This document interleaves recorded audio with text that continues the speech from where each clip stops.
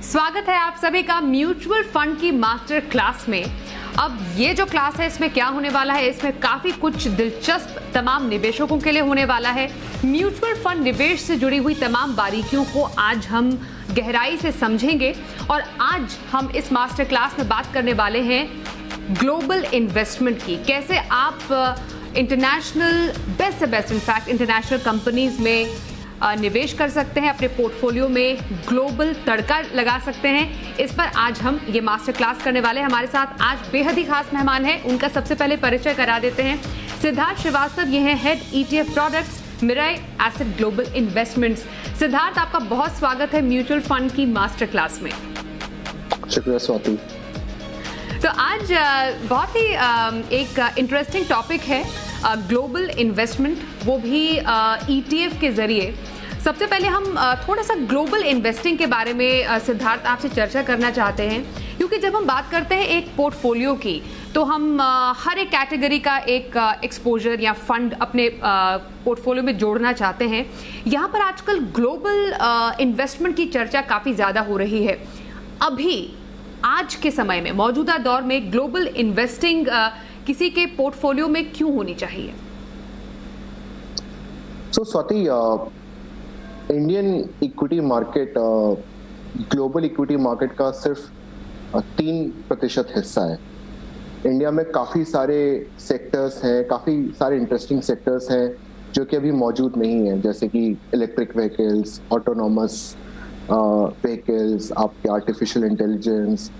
तो आपको जब आप ग्लोबल इन्वेस्टिंग कर रहे हैं जैसे कि US मार्केट में, तो आपको एक अपॉर्चुनिटी मिलती है कि आप इस टाइप के सेक्टर्स में एंड इस टाइप की कंपनीज में निवेश कर सकते हैं। दूसरा, पिछले अगर मैं 10 सालों में देखूं तो ग्लोबल मार्केट्स ने कई समय भारतीय मार्केट से काफ़ी अच्छा परफॉर्म किया हुआ है। इनफैक्ट अगर मैं लास्ट 10 साल की बात करूं तो US के बेंचमार्क ने इंडियन बेंचमार्क को तकरीबन 9% से आउट परफॉर्म किया हुआ है INR टर्म्स में।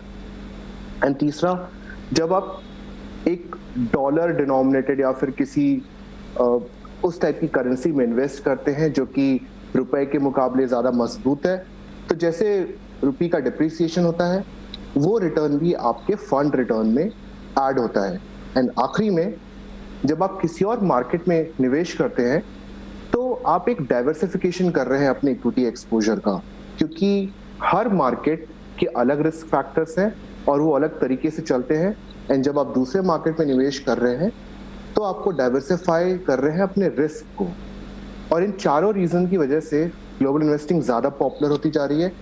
बट दो सबसे महत्वपूर्ण कारण हैं कि लोग इन नए उभरती कंपनियां, नए उभरते सेक्टर में एक्सपोजर लेना चाहते हैं, और इन कंपनियों ने हिस्टोरिकली काफी अच्छा परफॉर्म किया हुआ है और इनका फ्यूचर भी काफी मजबूत लग रहा है। तो आपने बहुत ही पॉइंटेडली, काफी आसान भाषा में सिद्धार्थ बताया कि क्यों ग्लोबल एक्सपोजर किसी को अपने पोर्टफोलियो में रखना चाहिए। क्यों तो हमने समझ लिया, लेकिन कैसे समझना जरूरी है, सही तरीका क्या है किसी का इंटरनेशनल मार्केट में निवेश करने का। हमने जैसे शुरुआत में मैंने बताया कि ETF एक जरिया हो सकता है। क्या ETF ही एकमात्र जरिया है? क्या ETF सबसे बेहतरीन जरिया है, या किसी और तरीके से भी इंटरनेशनल मार्केट में निवेश किया जा सकता है? इस समय विदेशी मार्केट में निवेश करने के 3 तरीके हैं। एक, आप डायरेक्टली स्टॉक्स में इन्वेस्ट कर सकते हैं। उसके अलावा आते हैं आपके म्यूचुअल फंड रूट, जिसमें 2 तरीके हैं। एक आपका एक्टिव फंड है, एक्टिव म्यूचुअल फंड्स, और दूसरा है आपका पैसिव म्यूचुअल फंड्स, जो कि जिसके अंदर आपके ETFs एंड इंडेक्स फंड्स आते हैं। दोनों में फर्क ये है कि एक्टिव म्यूचुअल फंड में जो फंड मैनेजर होता है वो डिसाइड करता है कि कौन से स्टॉक्स में इन्वेस्ट करना है, कौन से सेक्टर्स में इन्वेस्ट करना है, एंड उसके डिसीजन के बेसिस पे निवेशक को रिटर्न्स मिलते हैं।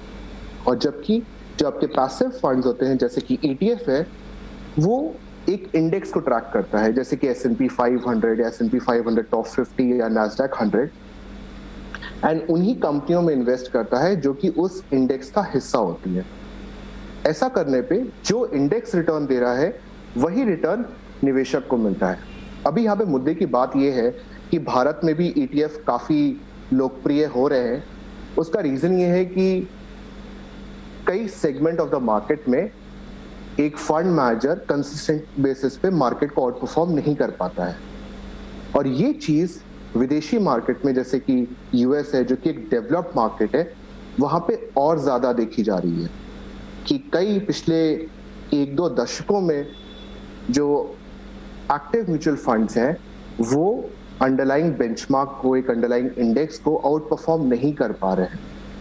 तो इसीलिए शायद बेहतर तरीका ये है कि आप एक पैसिव फंड में इन्वेस्ट करिए जैसे कि ETF, क्योंकि एक तो ये आपके एक इंडेक्स को ट्रैक करते हैं, आपको मार्केट रिटर्न देते हैं, दूसरा इनकी कॉस्ट काफी कम होती है, एंड तीसरा इसमें कोई फंड मैनेजर रिस्क नहीं होता है। तो बेसिकली पैसिव जो निवेश का तरीका है, जैसा आपने एक्सचेंज ट्रेडेड फंड्स ETF की बात की, वो एक कॉस्ट इफेक्टिव और एक अच्छा तरीका हो सकता है इंटरनेशनल मार्केट में निवेश करने का। अब समझना पड़ेगा सिद्धार्थ आपसे कि किन के लिए। जब हम एक पोर्टफोलियो तैयार करते हैं, आपको इसकी बहुत अच्छी नॉलेज है, आप एक प्रोडक्ट डिज़ाइन करते हैं, आप ये एक निवेश, एक टारगेट ऑडियंस की तरफ उसको रखते होंगे, तो जो इंटरनेशनल इन्वेस्टमेंट है वो किस तरीके के निवेशकों के लिए है? सबसे पहले तो निवेशक को ये समझना जरूरी है कि जो रिस्क फैक्टर्स अप्लाई होते हैं एक फॉरेन फंड्स पे, वो काफ़ी डिफरेंट होते हैं इंडियन फंड्स के मुकाबले। उनका जो रिस्क फैक्टर है वो अलग है। बट एक विदेशी फंड में निवेश करने के पहले सबसे पहले इन्वेस्टर को अपनी रिस्क प्रोफाइल समझनी चाहिए कि उसके अंदर ये रिस्क एपेटाइट है कि नहीं है कि वो एक फॉरेन फंड में इन्वेस्ट कर सके, एंड जो उस फॉरेन फंड के रिस्क है वो from a risk profile point of view वो ले सकता है कि नहीं ले सकता है। उसके बाद अगर मैं सिर्फ यूएस मार्केट की बात करूं तो यहाँ पे निवेशक को थोड़ा सा ध्यान देना पड़ेगा। जैसे कि यूएस मार्केट में निवेश करने के 2 टाइप के फंड्स आते हैं।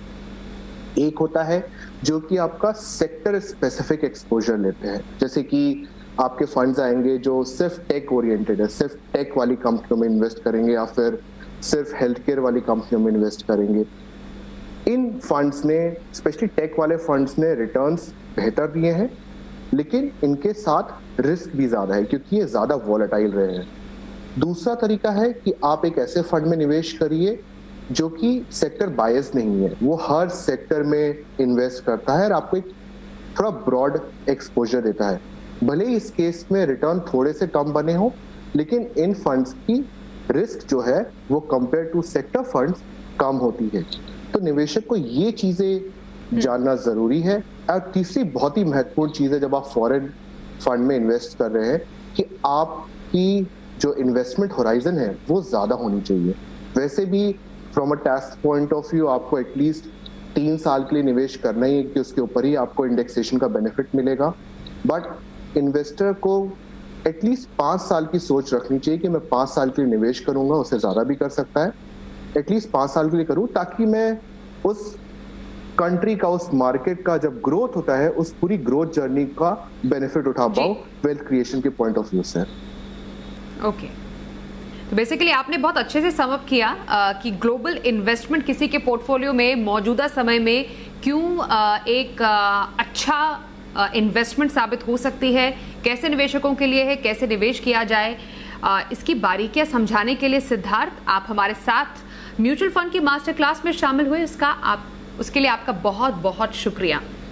तो आज के लिए इस मास्टर क्लास में बस इतना ही। ऐसे ही और कई म्यूचुअल फंड की मास्टर क्लास हम आपके लिए लेकर आते रहेंगे और निवेश की बारीकियां हम आपको बताते रहेंगे। फिलहाल हमें दीजिए इजाजत, नमस्कार।